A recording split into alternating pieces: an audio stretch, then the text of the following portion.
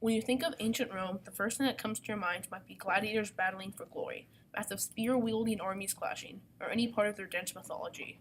But there's an aspect of everyday Roman life that you probably haven't heard of, something that dictated the actions of some of the most important figures in Rome history. That is, the philosophy of Stoicism. The Romans got many of their philosophical ideas from Greece, and while it was in the Roman Empire, everyone from regular soldiers to the highest of generals would hear the teachings of great philosophers from the local people. It was through this process that the Romans found Stoicism. Part 1. Stoic Metaphysics. The Stoics believed that matter was the only thing that truly existed. However, things like time, space, language, etc. just subsisted, meaning that since they depended on matter for their existence, they didn't truly exist on their own. This meant that the Stoics were a very materialistic people, but they still believed in God, but not in the way you're probably thinking of. To the Stoics, God wasn't personal, nor was God outside our universe.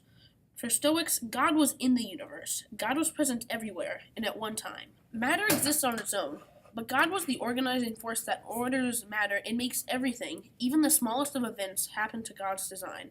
Don't think of their God as a deity, because it isn't. Think of their God as being similar to the Force from Star Wars. Stoics said that God was made of pneuma, which was a fiery element that pervades all things and organizes everything in existence. Pneuma wasn't just in God. Everybody had a little bit of pneuma in them as well. In fact, they said that it was what made up your mind. This means that in a small way, you have a little piece of God in you. Stoicism was heavily based in rationality, and to them, God was and acts completely rationally, meaning there could be no deviation from God's perfect path. Therefore, they did not contemplate ideas like free will or branching realities.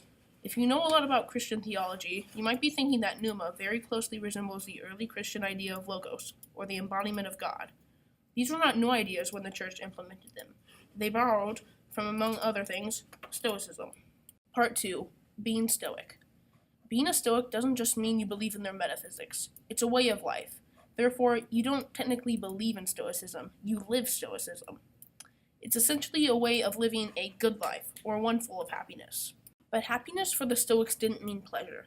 In fact, it isn't even close to what people nowadays consider happiness. Many philosophies, including Stoicism, have eudaimonia as their end goal. Eudaimonia is usually translated as happiness, but human flourishing is a more accurate sense of what it actually means. Eudaimonia is whatever the quote-unquote good life consists of, and was never truly defined. Most Romans thought that the purpose of philosophy was to exactly define and find out what eudaimonia was, and how one can achieve it.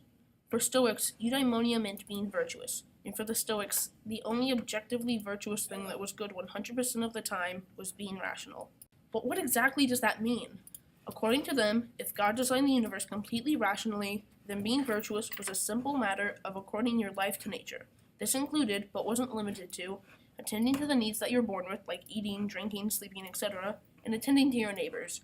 In a nutshell, the Stoic ethics were very flexible. Sometimes you had to make a trade-off or perform actions that seem rational from your perspective, but not from a perspective of others. Basically, there's no exact formula for how to be Stoic. Part 3. Stoicism and Emotions.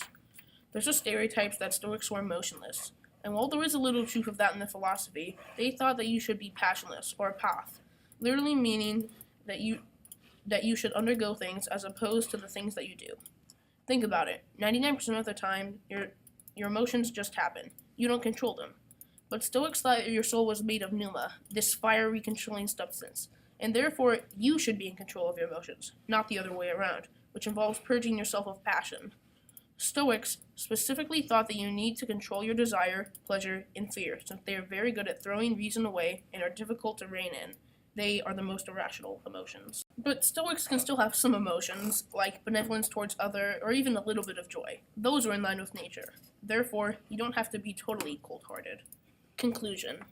Stoicism dictated the life of many Romans across its great history. Augustus, Cercio, and Brutus, among many others, practiced Stoicism at one late stage in their life. And when Christianity spread its way to the Roman mainland, they adopted many of the Stoic ideas into the early foundation of their religion. The medieval thought of natural law also has very similar Stoic roots.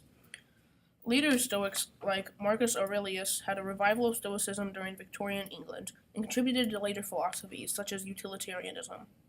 But if you don't believe in Stoic metaphysics, it's near impossible for you to be Stoic in your day-to-day life.